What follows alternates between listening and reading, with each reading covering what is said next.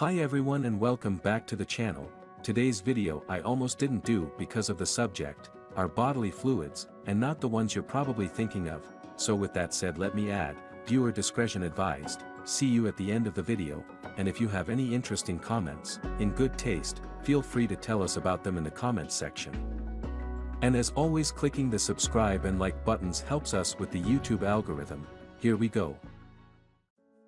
Although bodily secretions are a normal part of life, there are some that you'd rather not have to consider. And not necessarily the obvious ones that you deal with in privacy in the bathroom. But the muck that builds up behind your ears, the goo that forms in the corners of your eyes overnight, or the foul-smelling goo that festers in a recent cut. Pus. The development of pus, a viscous fluid with a consistency similar to cream, in your body is an indication that your immune system has begun to work against an infection. Leukocytes, or dead white blood cells, bacteria, non-edible fungus, and dead white blood cells make up this fluid. Pus has a variety of hues, including yellow, greenish, and white, and each color is the result of different bacteria interacting differently with the neutrophils, a kind of leukocyte found in pus. Immune cells called neutrophils are the first to respond to infections. Pseudomonas aeruginosa is one form of bacteria that generates the foul-smelling, green myeloperoxidase antimicrobial protein. It's no accident that the Latin metaphorical meaning of bitterness or malice, putera, to stink, and the Sanskrit term puyati, to rot, are both included in the word pus origin. Saliva. Saliva, sometimes referred to as dribble, spittle, or drool, is a fluid made up of enzymes, mucus, and electrolytes. The salivary glands in the mouth generate and secrete it, and when you eat, the mucus in saliva binds all the chewed-up food pieces together and makes it easier for them to travel down your throat without hurting it in the process. Saliva also serves the purpose of imparting flavor to dry meals by rendering flavor-containing molecules soluble in the presence of saliva. Saliva also maintains your mouth clean, secretly washing away food particles to keep it feeling generally fresh all the time. However, you don't create as much when you're sleeping, which might cause foul breath in the morning. Bile. Bile, a fluid released by the liver that is slightly alkaline and made up of salts, lipids, cholesterol, water, electrolytes, and a yellowish pigment called bilirubin.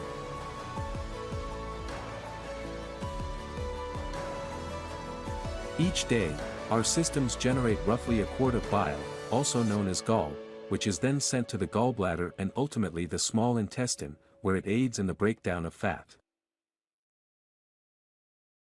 Cerumen. Earwax is more formally known as cerumen, which is made primarily of dead skin cells, hair, and secretions from the sebaceous and ceruminous glands that are found in the outer ear canal. It has a variety of hues, including brown, orange, red, gray, and yellowish, and it moisturizes and cleans the skin of the ear canal. It even shields it from water, dangerous germs, and fungus. Cerumen was once applied to wounds and used in lip salve because of its waxy nature. Smegma. The term smegma is Greek in origin and means a detergent, soap, or unguent.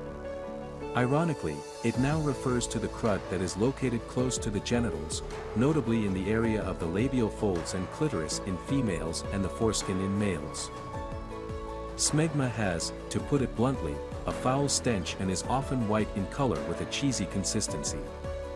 It is composed of everything that our bodies naturally secrete to lubricate our nether regions, including perspiration, dead skin cells, sebaceous gland oils, and other substances. If the genital regions aren't cleansed often, smegma can turn into an uncomfortable and irritating condition. Rheum. People with rheumy eyes are frequently described in 19th century literature. The Greek term rheuma, which means physiological flow or a stream or river, is where the word rheum, the muck you discover in the corners of your eyes when you wake up, comes from. It simply signifies that someone has watery eyes in literary words. Rheum is mucus that comes out of the nose, mouth, conjunctiva, or cornea, the wet membrane that covers the eye and eyelid. While we are awake, regular blinking prevents room from accumulating, but, while we are asleep, there is no such cleaning. Sebum. Don't panic if you've ever scratched behind your ear and found anything shiny and waxy beneath your nails. You only picked up some sebum. This substance, which is essentially skin oil, contains triglycerides, fatty acids, cholesterol, and other elements that keep your skin and hair moisturized. Almost all regions of the body have sebaceous glands, with the exception of the palms of your hands and the soles of your feet. The biggest concentration of these glands are located on your face and scalp, so when you create too much sebum, as occurs throughout puberty, you end up with oily hair and a face covered with zits. It is essentially present at every stage of life, even in the womb, where it creates the thick, white layer that moisturizes and protects the developing fetus's skin.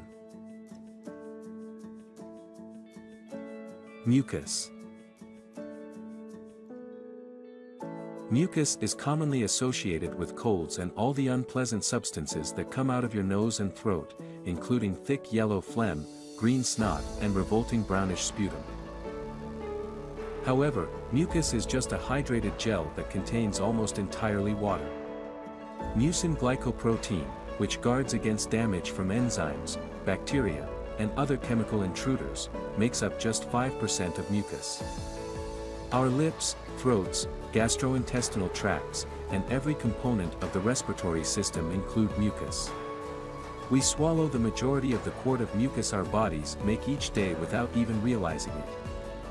Its duty is to maintain our sinus cavities and nasal passageways germ-free and clean. Mucus is typically transparent or white, but when neutrophils are fighting infections, it takes on a yellowish-green hue. When you are ill, your body produces more mucus to aid in the removal of germs and viruses from your body. While it's unpleasant to be ill and stuffy from excessive mucus production, infections are more likely to strike if you generate too little of it. Well, that's our video for today. I hope you enjoyed it and I'll see you in the next one. Goodbye for now.